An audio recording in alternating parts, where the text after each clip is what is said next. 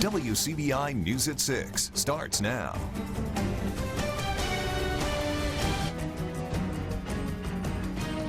Good evening, everyone. The Riverwalk pedestrian bridge in downtown Columbus is closed tonight. Structural problems prompted the move by city officials. WCBI's Cash Matlock joins us live from the troubled bridge with more details.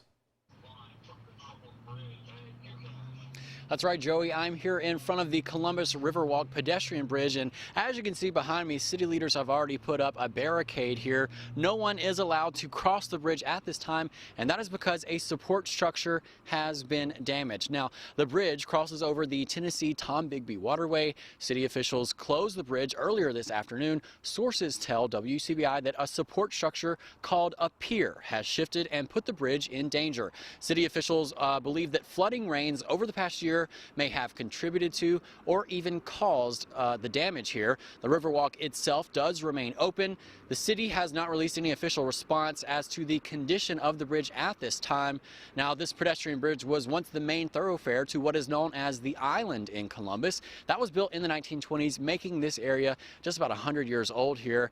This is a developing story, and we are going to have more details as they develop and become available to us. But for now, reporting live in Columbus, Cash Matlock, WCBI News. Pumps at the Ottumwa County Lake have managed to bring water levels down and take some pressure off the dam. But county officials are keeping an eye on the sky, bracing for more rain that could cause a setback for the project. Our Stephanie Poole joins us live in the studio with the very latest. Stephanie? Yes, that's right, Joey. The rainfall we saw this past Wednesday caused the water in the lake to rise 4 feet. With the possibility of more heavy rain on the way, county leaders want to make sure they're prepared. These pumps are moving thousands of gallons of water by the minute in the Ottumwa County Lake. We had it down several feet with just a few more feet to go. Kirk Rosenhan says although water levels are stable now, there's a growing concern that he'll have to pay close attention to over the next week. Rain. The rain has negated my week's work, and we've got more coming. The excessive rainfall could cause water levels to rise several feet in a short period. Some spots may get over 6 inches over the course of a couple of days, and that's just not what's needed at this point. WCBI's chief meteorologist Keith Gibson says North Mississippi could see 2 to 8 inches of rain in just 4 days. I mean, there's a very good chance that the water could rise pretty fast in that lake and rivers and any other lake around here too, with the amount of water that we may see in the region. That's enough water to add more pressure on the dam. Any rain is going to cause some waters to rise, and we may see some widespread flooding issues next week. We're anticipating several rounds of rain, several inches of rain. That's why county leaders are preparing for the worst case scenario. We've got sandbags, as you can see, in areas to stabilize where the bank sloughed off here a few weeks ago. We've double checked the downstream is no problem. We're not overflowing anything, and everything's working according to plan. My charge now is to get the lake level low enough that the county engineer can contract to modify that intake structure, and that way we can do a bunch of drainage without the use of pumps. Officials say they will continue to monitor the water, and there doesn't appear to be a threat for residents in the area. Well, we do have some rain on the way for the near term, some light precip tonight.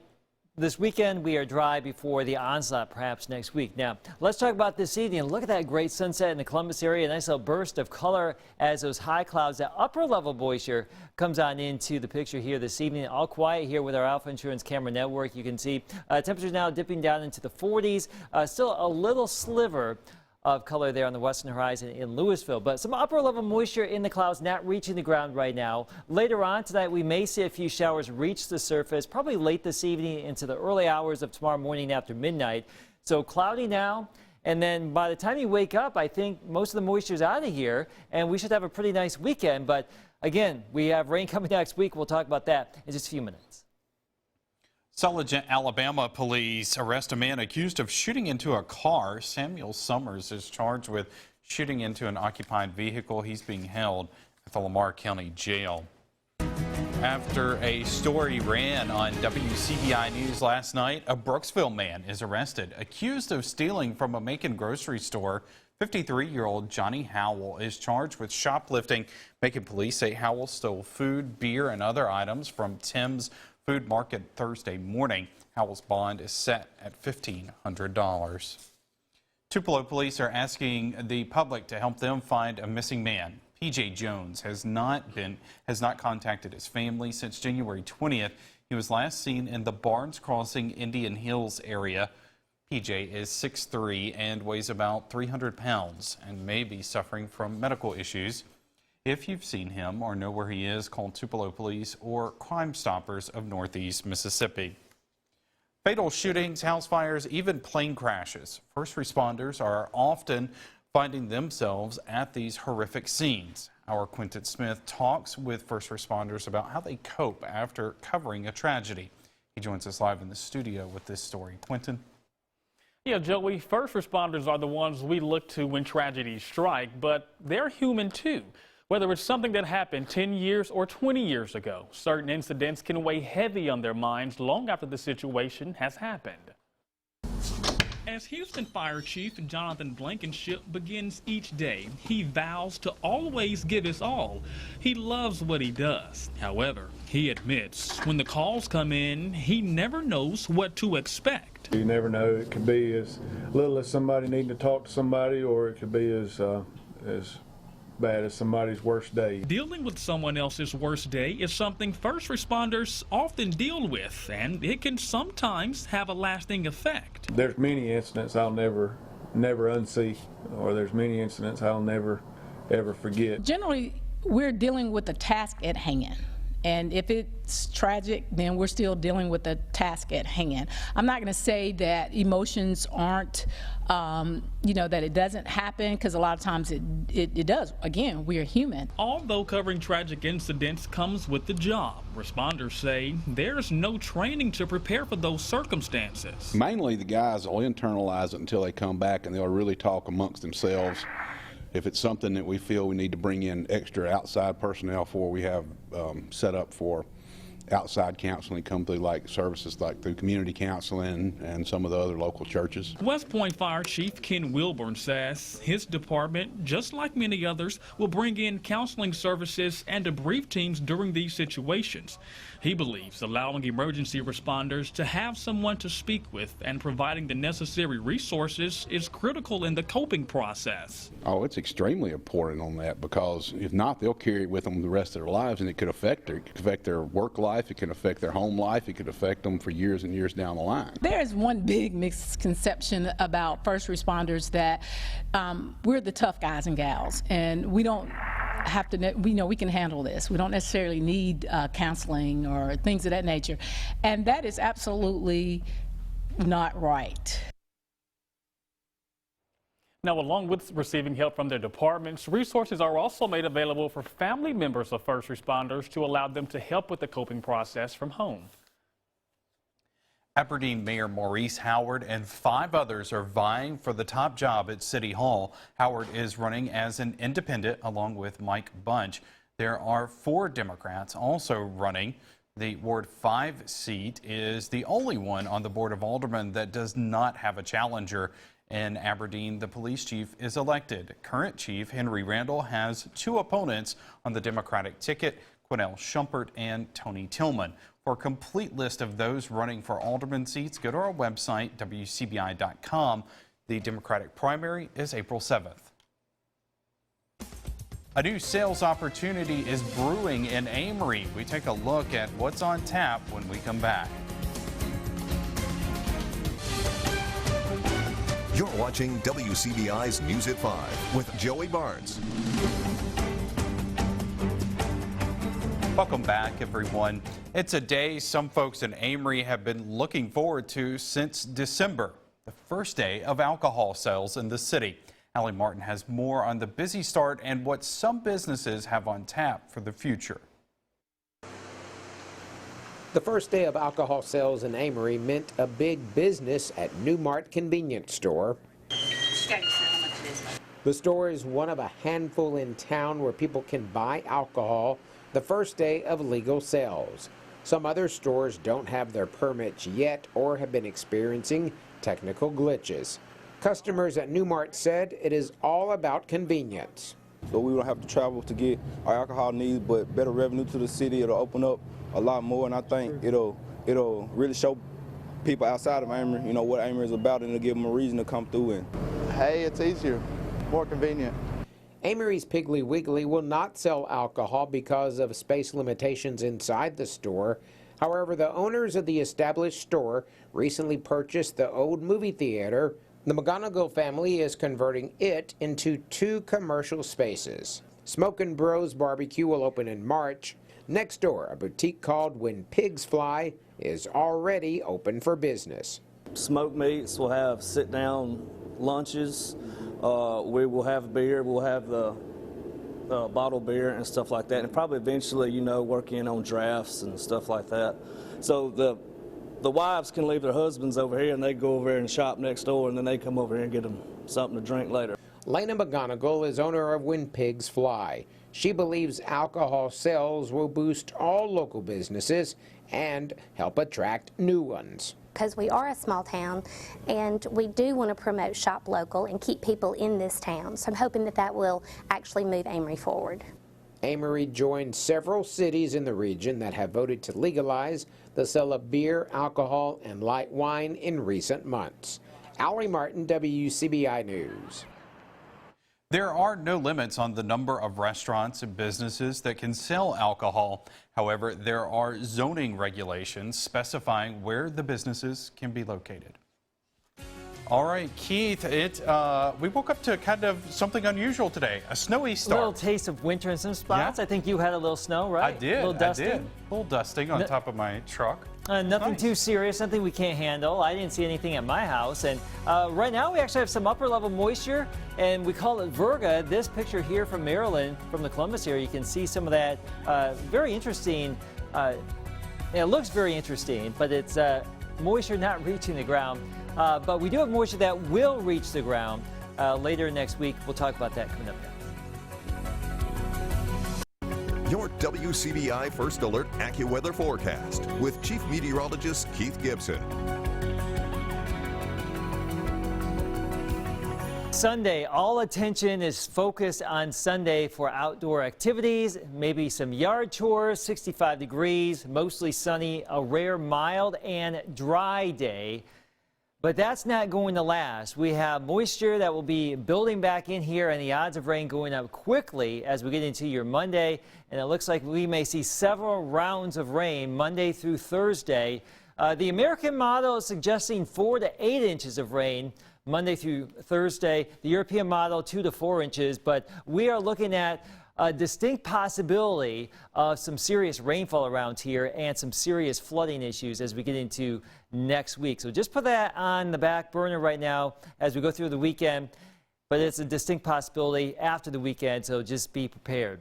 Right now we have some upper level moisture out there. You saw the clouds with our Louisville, Mississippi sky cam. This moisture is staying aloft at this point in time. The air down here where we live, very, very dry, and it's hard to tell, but there's a little swirl out there in Arkansas. This is moving on through. There's a cold front too. I think the best chance for any organized shower activity tonight will be just off to our east and southeast, but we may see a few showers around here tonight, down into the 30s, 37 degrees, turning sunny by 9 o'clock tomorrow morning as we start your Saturday, 44. By noon, mostly sunny, 51, mid-50s by 3 o'clock, winds from the west and northwest at about 5 to 15. So we have the cloud cover now, temperatures in the 40s, and it looks like as long as the cloud cover is around, we may stay around 40 degrees here for this evening. Notice how the showers will tend to blossom just as this feature gets out of here sometime after midnight. Tomorrow morning when you wake up, we still may have some clouds around initially. If you do clear out tonight, 30s, and then all of that's gone. Temperatures in the 50s. Tomorrow's looking great for your Saturday, as we just mentioned. Tomorrow night, clear and cool down into the mid to low 30s. And as we just talked about as well, look at these 60s for your Sunday with all that sunshine. Now, go back a year. We had southwesterly flow set up like this, and we had widespread flooding last February, followed up by a tornado outbreak. We are getting a similar setup here with a southwesterly jet, and we will have the potential for some heavy rain next week and maybe even a few strong storms too. So, you know what? It's just amazing how things go in cycles. And winter's our wettest time of the year here. And we're getting some very wet weather, Joey, and unfortunately, it just will not stop raining. We do have this weekend, though, to just prepare for the onslaught of more rain. I don't want to be like a doomsday scenario here, but we're just so saturated with the ground. We can't absorb any more moisture. The lakes are full, and anything we get could cause problems. So if you need sandbags or you live in a low-lying area, now is the time to start preparing. Right. This would be a perfect weekend. Again, just be prepared. Maybe we won't get the heavy rain, but it's a possibility at this point. I sent out a tweet earlier today, half joking, we're going to start growing gills around here. We need to at this point, yeah. All right, thanks, Keith. Well, the Mississippi State men could be dancing for another year. More on that next in sports. Your WCBI Sports with Courtney Robb is brought to you by your local Ford dealers. Go further. There are 68 spots in the NCAA tournament. On the men's side, only 6 of the 14 teams in the SEC are projected to earn one of those coveted 68 spots. Despite a slow start in conference play, lo and behold, one of those teams is Mississippi State. State projected as one of the last 4 in by ESPN college expert Joe Lunardi. The Bulldogs now in the back end of conference play, trying to fine-tune the team's NCAA tournament resume. Right now, with State's 5 SEC wins, 2 of those coming at the hands of potential tourney competitors. With a close 80-72 loss at Kentucky this week, State looking to shake it off and just keep fighting for some stronger wins. Got to bounce back from this and, you know, be ready to go here. We're halfway through the league, and we've got 9 games left, 5 on the road and 4 at home, and every one is obviously critical. You know, we're trying to fight our way into the NCAA tournament, and this was a great opportunity tonight to help that. That didn't happen, but it doesn't hurt us that much because you're playing against a great team on their home floor who's going to be a really tough out in the NCAA tournament for anybody who's got to match up with them. Staying on the hardwood, second-year Ole Miss head coach Kermit Davis said in early January that the Rebels have reverted back to before he took the job. Last season, the Rebels, for the first time in 4 years, earned a spot in the NCAA tournament. Now, with only 2 SEC wins, Ole Miss would be lucky to earn a spot in the NIT. Despite the struggle, senior guard Breon Tyree has been a consistent presence offensively. He's averaging 19 points, 4 rebounds, and 3 assists per game. Right now, Ole Miss cannot afford Tyree to have an off night. The guard in SEC play averages 36 minutes, has led in scoring 6 out of 8 conference matchups, including his 38-point game that gave Ole Miss the 84-70 win over South Carolina. After the win, Tyree shared his thoughts about the grind that the season has been. Take a listen. Tyree. You know, losing a couple games, especially the Auburn game where I fouled out, and, you know, not being there for my teammates, you know, kind of did not too much to me mentally, but, you know, I always want to be there to help my team, whether that's scoring or even defending. So, you know, credit coach. He did a great job with his game plan tonight, and we got the win. That's all that matters. 1 half down, another half to go in the SEC. Getting a better picture now as to how the conference is stacking up as we get further into the season. You have your big winners right now on top: LSU, Auburn, Kentucky, and Florida. And then right in the middle, Mississippi State, South Carolina, Tennessee, Texas A&M, Arkansas, and Alabama. And closing out on the end with Georgia, Ole Miss, Missouri, and in last place, Vanderbilt. The current 6 that are projected to make the NCAA tournament as of now include LSU, Auburn, Kentucky, Florida, Mississippi State, and Arkansas. Well, in gridiron action during the offseason, the 2020 NFL Combine taking place in Indianapolis, Indiana, February 24th through March 1st. Those are the days, and here are some of the invitees that will be heading over to Indianapolis to hopefully get some good scouting in. You have defensive back Brian Cole. These are from Mississippi State. Defensive end Chauncey Rivers. Linebacker Willie Gay. Quarterback Cam Dantzler. Offensive lineman Darrell Williams. Offensive lineman Tyree Phillips. And wide receiver Stephen Guidry. And then over in Rebel athletes, you have running back Scotty Phillips, defensive lineman Josiah Coatney, defensive lineman Benito Jones, and defensive lineman Kadir Shepard. So a lot of talent, Joey, that's going to be making that trip to Indianapolis, and hopefully getting some good scouting in, some good stuff over in Indy so that they can take their talents to the next level. A lot of big dreams there. Yes. All right. Thanks, Courtney. We'll be right back. Stay with us.